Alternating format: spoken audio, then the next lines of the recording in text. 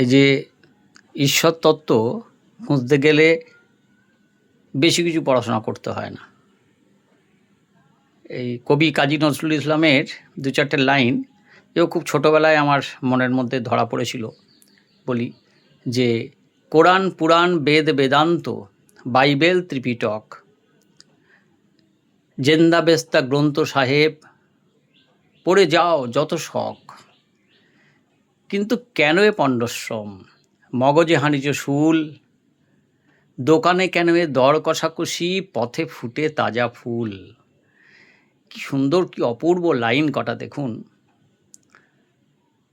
এই তো কবি ঢেলে দিয়েছেন যে ঈশ্বরতত্ত্ব কোথায়, এই হৃদয়ের, এই হৃদয়ের চেয়ে বড় কোনো মন্দির কাবা নাই।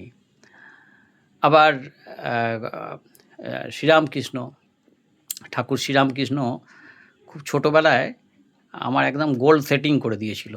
বাবার সাথে হাত ধরে গিয়েছিলাম দক্ষিণেশ্বরে, ক্লাস 2-3 হবে, পড়তে শিখেছি তখন। দরজায় লেখা ছিল, ঈশ্বর দর্শনই মনুষ্য জীবনের একমাত্র উদ্দেশ্য। এই যে উদ্দেশ্য পেয়ে গেলাম, ছোটোবেলায় যেটা মাথায় ঢোকে, মগজে যেটা ঢুকে যায়, সেটা আর বেরোতে চায় না, সেটা স্থির হয়ে গেল একদম। অনেক খুঁজেছি, এর জন্য প্রচুর পড়াশোনা করতে হয়েছে, প্রচুর পড়াশোনা করে চোখটাকেই 12টা বাজিয়েছি। তো নিজের বাড়িতেও একটা লাইব্রেরি হয়ে আছে, কি পড়িনি, কোরআন পুরাণ বেদ বেদান্ত রামায়ণ মহাভারত পড়ে সময় কাটিয়েছি। এখন বুঝতে পারি, পরিষ্কার বুঝতে পারি যে ঠাকুর শ্রীরামকৃষ্ণের আরও একটা উক্তি বলি। তিনি বলেছিলেন যে নুনের পুতুল সমুদ্র মাপতে গেছিল। নুনের পুতুল সমুদ্র মাপতে গেলে কি হবে? সে তো কে কাকে খবর দেবে? সে তো নিজে নুনের পুতুল, সে সমুদ্রের জলের সঙ্গে মিশে যাবে। এই হচ্ছে ব্যাপার, যে আমরা অনেক সময় লড়াই করি, অনেক দর্শনের কথা বলি, অনেক ধর্মের কথা বলি। ধর্ম বলতে আমরা সম্প্রদায়ের কথা বলি, ধর্ম একই, ঈশ্বর এক আর ধর্ম এক।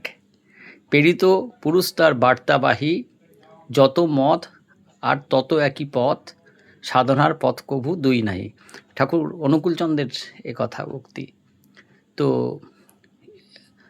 আমাদের এই কর্মযজ্ঞের মধ্যে আমাদের কাজ করে যেতে হবে, আমাদের তার মধ্যেই আমাদের মুক্তি হবে।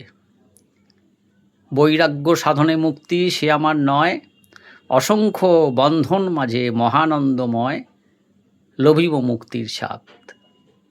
রবীন্দ্রনাথ ঠাকুরের। তো পড়ে যান বন্ধু, যত খুশি পড়ুন, কিন্তু বোধ যখন উদয় হবে তখন নিজেই সব কিছু বুঝতে পারবেন, হোয়াট ইজ হোয়াট। আর কিছু কথা নয়, আবার পরে আসবো। ধন্যবাদ।